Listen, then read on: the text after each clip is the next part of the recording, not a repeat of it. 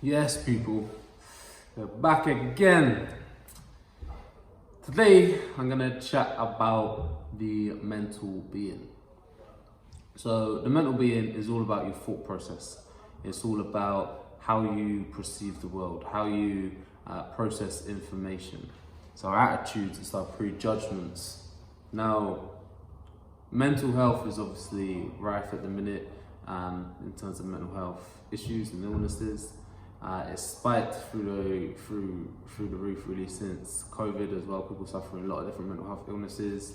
People suffering with things such as loneliness, obviously anxiety, depression, stress, with all of the madness that's going on in the world. So all of that is linked to how people perceive the world and how people think about the world. And our thoughts become our reality. So if people are thinking negative thoughts and stuck in a negative paradigm, lo and behold, we're going to live in a negative reality. Now, when our body, or when our mental health, I should say, and our mental body is in balance, what we will find is that we can solve problems and we can be proactive in our problem solving. We can be quite pragmatic with our problem solving. We'll also be able to, or have the ability to solve emotional and physical problems with very much logical and analytic thinking. We'll also give very good mental clarity or clearness to our thinking and our thought process as well. Now, when our mental body is underbalanced, we will often find that we have a lot of confusion, lack of clearness to our thought process, lack of ideas, lack of a sense of purpose, lacking a lot of self-belief, self-identity, self-worth. And really the way we think about ourselves will be, again, in such a negative cycle. Now, people that, in terms of how your lack of mental health will physically manifest for yourself, is people will just physically feel quite weak. They'll stop taking care of themselves. They'll neglect their self-care as well, because the way they think about themselves is so negative. They don't care about themselves enough to look after their physical health or emotional health or even spiritual health. Now, someone who is overly balanced, and if you're overly balanced, you are someone who puts all of their energy, puts all of their being into their mental body.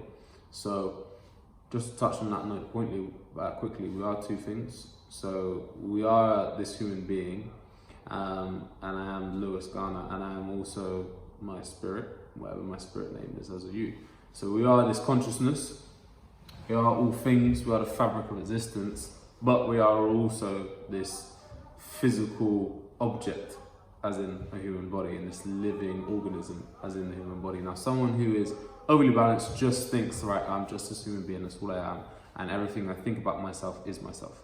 So often people that are overly balanced in their mental health, or their mental body, they're really egotistical, they can be narcissistic, they can be extremely driven, so it seems as a bad thing, but in their drive and in their pursuit, they'll be very forceful, and they will push and pull people out of the way to get exactly what they want, and often will act very, lacking a lot of empathy in that pursuit of their desires.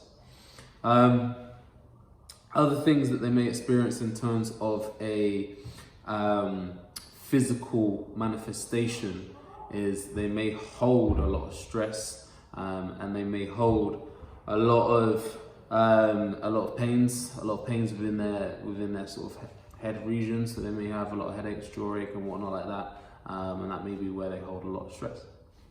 Now, ways to get balance to our mental being. Therapy, again, is a huge one. Gaining balance within our emotions and in our spiritual health is going to help us. Exercise will help us release feel-good endorphins, which will help us feel good, which will help us think good. Things like yoga and other release methods are going to be great because we're going to release a lot of that tension. If you can release with a head massage, for instance, or shoulder massage, releasing your upper body tension where you're holding a lot of your mental stress, that's going to help ease off your stress there. And again, talk therapy and other ways to relieve your stress. It's all going to help you with your balance to gain mental clarity. I hope that makes sense. I hope that's nice and clear. One thing that I found is really useful for my mental health is capturing negative thoughts and understanding a positive, how to develop a positive thought pattern, and then verbal outlets. So I'm lucky and I'm sort of grateful enough, blessed enough to have people in my life such as friends, family members, and mentors who have been there, as well as therapists, to speak to them, to speak to the problems and issues that I'm finding, and then that's rationalize the thought process of where I've been at mentally in a more of a negative spiral. So these things have helped me. Give them a try. Hopefully they help you gain a bit of balance as well. Bless, peace and love.